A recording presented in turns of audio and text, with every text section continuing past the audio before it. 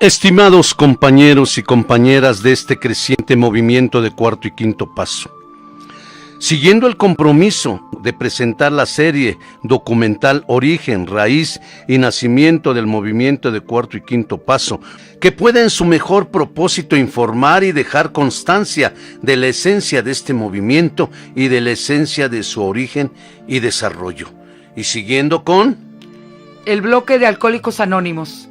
Capítulo 1, la cadena de atrevimientos, 4 de 5 partes. En esta cápsula, perteneciente a la cadena de atrevimientos, presentaremos dos opiniones importantes y vitales que también apoyan al origen del movimiento social de recuperación para el alcoholismo, conocido como Alcohólicos Anónimos. Continuemos. Bloque Alcohólicos Anónimos. Capítulo 1. La construcción de Alcohólicos Anónimos hasta el premio Lasker. Cápsula. La cadena de atrevimientos 4. En la cápsula anterior hablamos de las opiniones y escritos de los doctores C. G. Young y el doctor Silworth. Ahora escucharemos lo que los demás amigos científicos y profesionales de diferentes áreas opinan y escriben del naciente movimiento de los años 30, conocido como Alcohólicos Anónimos. El doctor Harry Tiebout opina de Alcohólicos Anónimos lo siguiente. Alcohólicos Anónimos es el nombre que se emplea a un grupo de exalcohólicos, quienes a través de un programa terapéutico que incluye un elemento definitivamente religioso, entendido como espiritual, han combatido con éxito el alcoholismo. Alcohólicos Anónimos alcanza una tasa de recuperación del 75% entre aquellas personas que ensayan realmente sus métodos. Esta cifra, aunada con su crecimiento impresionante, exige respeto y explicación. Pero antes de tratar de explicar cómo se desarrolló la comprensión del significado del factor religioso o espiritual, es necesario comentar la estructura de carácter arruinado del alcohólico. Y aunque existen muchas opiniones y estudios, incluso algunos contradictorios, también existe el reconocimiento creciente de que hay ciertas conductas comunes que se encuentran regularmente en los alcohólicos y alcohólicas. Entonces, tenemos que la característica del llamado alcohólico o alcohólica típicos es que son egocéntricos narcisistas, dominados por sensaciones de omnipotencia, que intentan mantener a toda costa su integridad interior. Si bien estas características también se encuentran en otros desajustes, aparecen en su forma relativamente pura en todos los alcohólicos, sumándose estas, además, las cualidades del individualismo desafiante y la grandiosidad. Interiormente, el alcohólico no acepta ser controlado por el hombre o por Dios. Él es alcohólico, es y debe ser el dueño de su propio destino y luchará hasta el final por preservar esta posición. Sabiendo que existe la presencia más o menos constante de estos defectos de carácter, es muy fácil observar la razón por la cual la persona que los posee tiene dificultades para aceptar a un Dios y a la religión, que por sus exigencias son un reto a la naturaleza misma del enfermo alcohólico o alcohólica. Pero, por otro lado, y este punto es básico en mi artículo, dice el doctor Tiebout, si el alcohólico puede aceptar verdaderamente la presencia de un poder superior a él mismo, entonces él, con ese simple paso, modifica por lo menos temporalmente y posiblemente en forma permanente su más profunda estructura interior.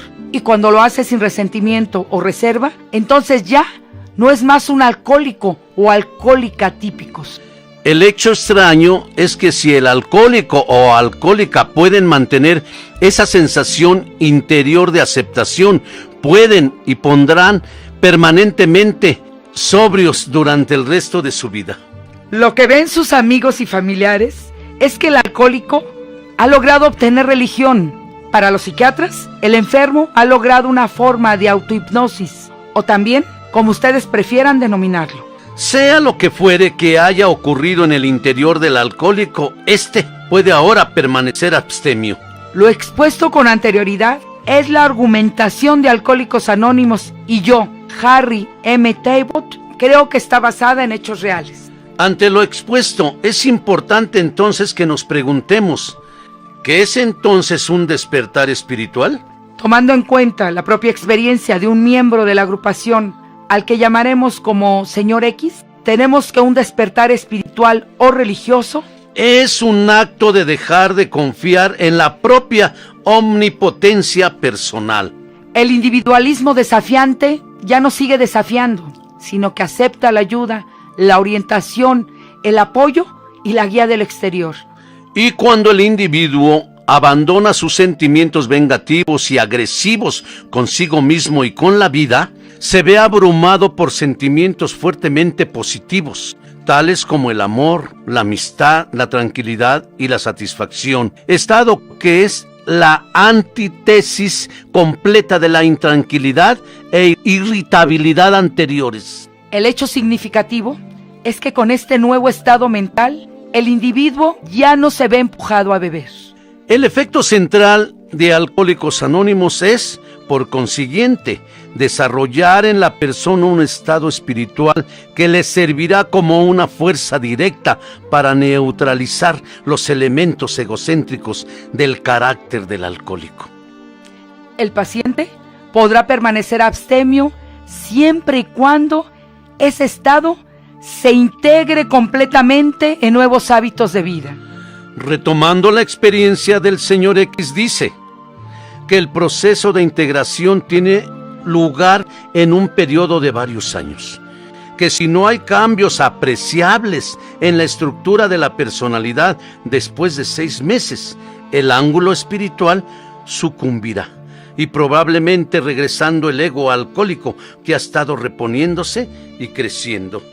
En otras palabras, a menos que el ímpetu espiritual o religioso de Alcohólicos Anónimos efectúe un cambio en los componentes más profundos de la personalidad, la influencia del programa no es duradera. En conclusión, es mi opinión que el valor terapéutico del enfoque de los Alcohólicos Anónimos depende de la utilización que hace de una fuerza espiritual o religiosa para atacar el narcisismo fundamental del alcohólico.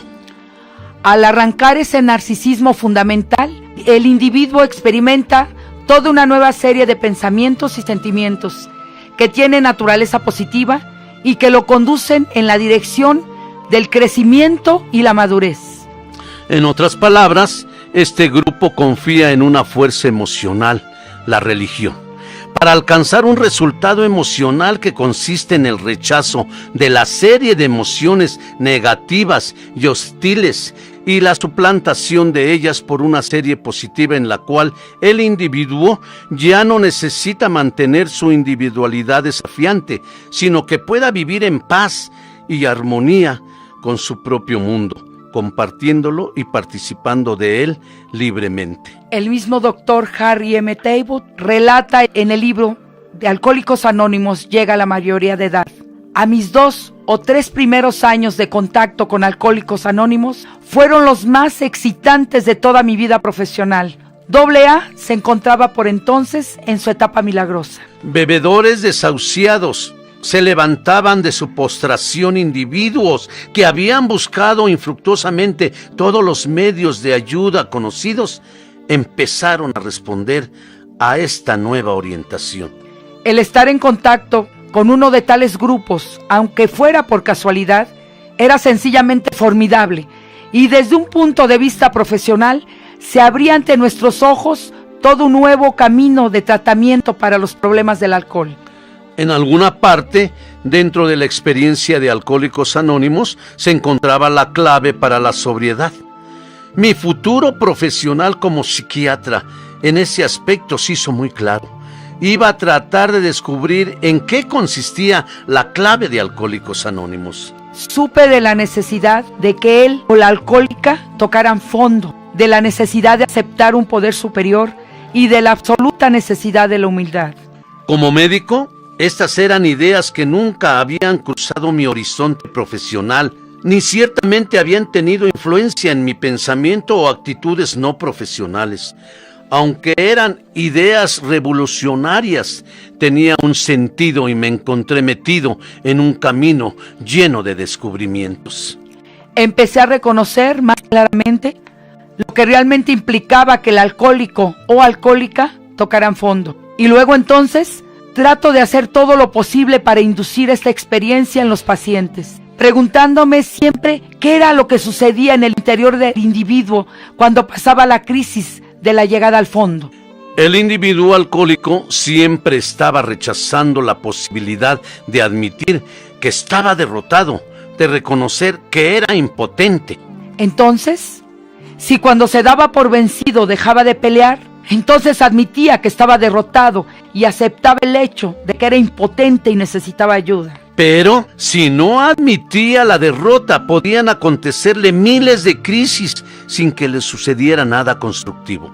La necesidad de inducir la rendición se volvió ahora una meta terapéutica. Estaba comprendiendo lo que sucedía y cambié mi método terapéutico, aunque como era una terapéutica profesional totalmente virgen, tenía que explorarse previamente. Por lo tanto, ahora el trabajo consistía en inducir la rendición, pero encontré una gran cantidad de resistencia a esta idea. A medida que continué, mi investigación se hizo más aparente en cada una de las mentalidades alcohólicas. Existe un ego inconquistable que se opone amargamente a cualquier insinuación de derrota. Y mientras ese ego no fuera reducido a la impotencia en alguna forma, no podría anticiparse ninguna esperanza de rendición. Este cambio conceptual en mi técnica pasó de buscar el fondo a buscar la rendición y luego a la reducción del ego. Esto lo hice durante los primeros 5 años de mi contacto inicial con Alcohólicos Anónimos, alrededor de 1930. Entonces, el hecho de tocar fondo para producir una rendición que reduzca el ego a su tamaño real se hizo evidente en forma muy rápida, y con el tiempo se manifestaron 2 hechos adicionales. El primero, que un ego reducido tiene maravillosos poderes de recuperación. Pero hay que resaltar una verdad conocida por todos ustedes. Es común que el retorno del crecimiento del ego puede suceder en cualquier momento. Los años de sobriedad no son un seguro contra su resurgencia, y ningún alcohólico anónimo, sin importar la veteranía, puede bajar su guardia contra los golpes sostenidos de un ego que revive. El segundo, que la rendición es una función disciplinaria y una experiencia esencial. Como la rendición es una experiencia disciplinaria, requiere alguna explicación. Varios estudios han demostrado que el ego va avanzando lenta pero continuamente, y que además actúa así, con la creencia inconsciente de que nunca puede detenerse, justificando que es la fuerza que lo impulsa a vivir y da por hecho que está bien ir hacia adelante. No espera ni quiere ser detenido y por consiguiente no tiene capacidad para ajustarse a dicha eventualidad. Así que cuando la detención le dice, no, usted no puede continuar, no le es fácil aceptarlo, pero es la esencia del control disciplinario que tanto necesita. Y el individuo que no puede detenerse es fundamentalmente una persona indisciplinada, por lo que se hace clara la función de la rendición en Alcohólicos Anónimos, ya que produce esa detención, obligando a los individuos a decir, me rindo, dejaré de usar mis métodos, he aprendido la lección.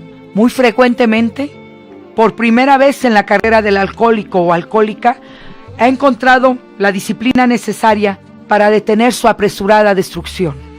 Y esto sucede porque en la rendición se puede decir sencillamente, hágase tu voluntad, no la mía.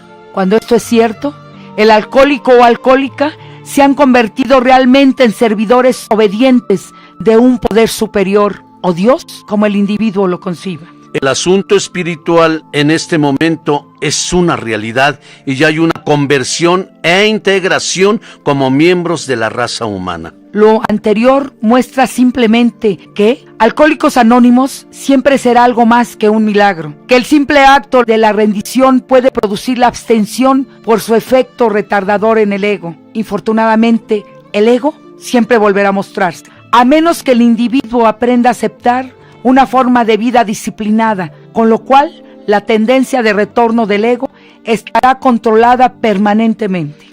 Resumiendo entonces, tenemos que la medicina enfoca el problema alcohólico y su tratamiento básicamente en dos premisas. 1. Primero, desintoxicación y 2. Tratamiento de las complicaciones del consumo excesivo de alcohol.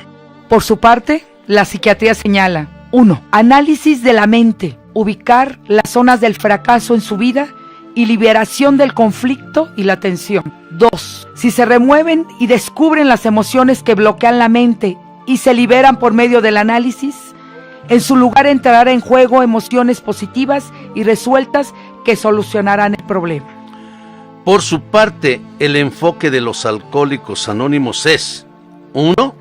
Confianza en un poder superior o fuerza espiritual. 2. Rechazo y solución de la serie de emociones negativas, hostiles y de aislamiento, canjeándolas por emociones positivas, constructivas y de colaboración. 3. Sin su individualismo desafiante, puede vivir en paz y armonía con su propio mundo, compartiéndolo y participando de él libremente con todos los demás. Como cierre de este capítulo, podemos decir que cuando la ciencia avanza en materia del alcoholismo, se da énfasis a componentes biológicos, psicológicos, filosóficos, espirituales y sociales. Y lo hace porque profesionales de la medicina y la psiquiatría, con años de experiencia en el campo del alcoholismo, observando otros componentes del problema, se atrevieron a elaborar sus propias conclusiones. Algunas de ellas fueron radicales para su tiempo y los conocimientos predominantes por la ciencia. Y los elementos descritos hasta este momento por estos profesionales han servido y sirven para terminar con las excusas del enfermo alcohólico. Por lo que el enfermo o la enferma alcohólico llega a un punto de quiebre que facilitó y permitió la recuperación del alcoholismo. De ahí el reconocimiento que se le hace a médicos y psiquiatras como los doctores Silworth, Harry Tiber, W. Bauer, Foster Kennedy, William James, Carl Jung, que independientemente de sus conocimientos en sus áreas de trabajo, por haberse atrevido a observar y analizar el planteamiento de los Alcohólicos Anónimos y señalarlo como un método real, objetivo y reproducible. Les decimos gracias, valiosos amigos de un programa de recuperación mundial. Hasta aquí dejamos el capítulo. Continuaremos para finalizar con lo que la parte religiosa opina de Alcohólicos Anónimos y su método de atención a los alcohólicos. Te esperamos en la siguiente emisión.